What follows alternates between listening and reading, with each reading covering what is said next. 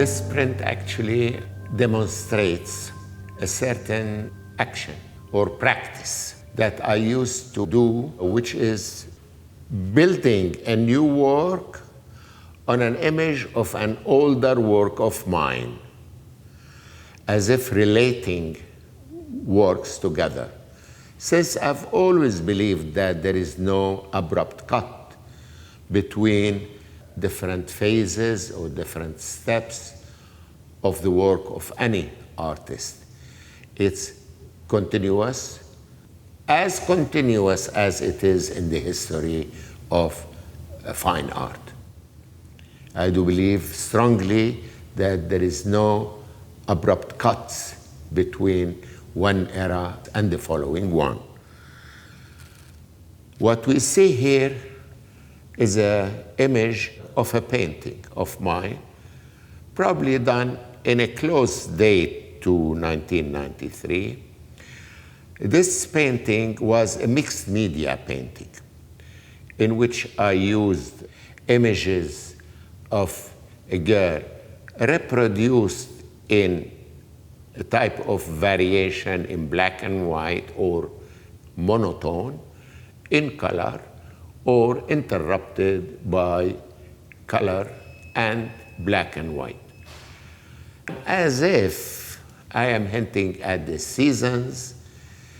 And what you have here is a branch, a tree branch, small twig or so, tied to the support with the silhouette of a mountain and the word climate, climate, the E is hidden behind this.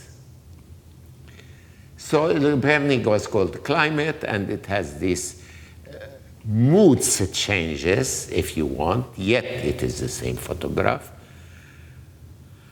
I thought of using it as a backdrop in this particular lithograph, adding to it this main image, which I found in a picture of a family taken by a French photographer or soldier in the era of the French Mandat of Algeria.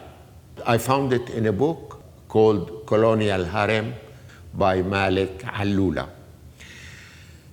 This girl was one of the members of the families, have their sister, brother, father, and mother.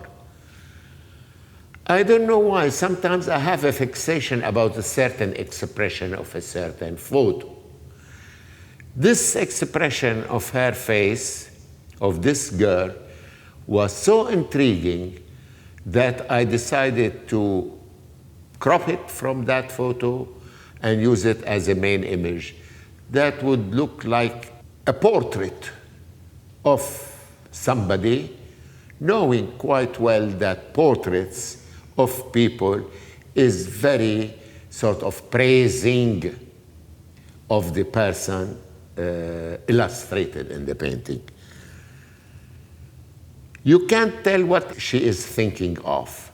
You can't tell what's happening in her mind or heart. It's so intriguing for me. Of course, artist's expression in a painting is so personal. And Climate is a game. What would be the games that this little girl play?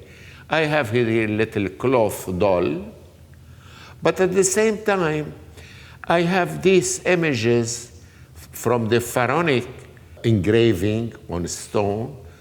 They are weeping, I think, I'm not quite sure, but they were representing weeping women for some funeral or so.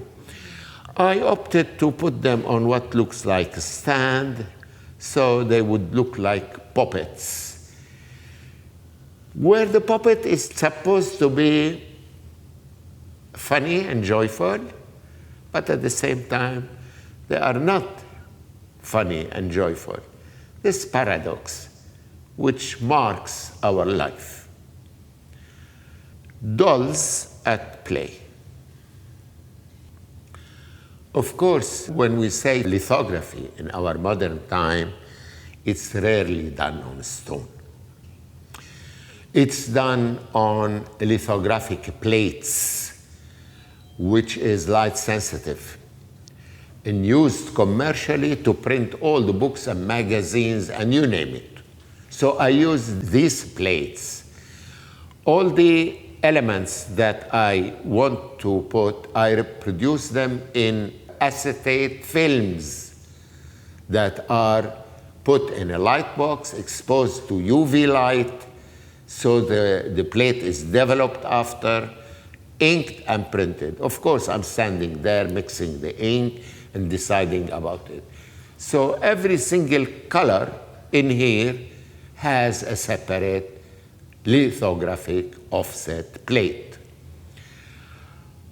If we talk about the background, this one definitely is cyan, magenta, yellow, and black.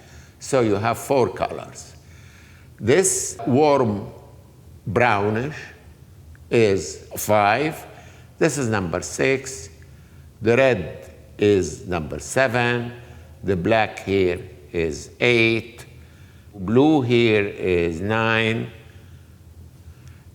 And this is 10. And red. I don't know if this red is the same as this red, goes on the same plate. So we're talking about 10. As well as these dots here and the circles. The black here runs on the same plate like the black of this figure. And the black of the pharaonic images here. The lithographic plate is an alloy of aluminum and probably some other material, I'm not sure.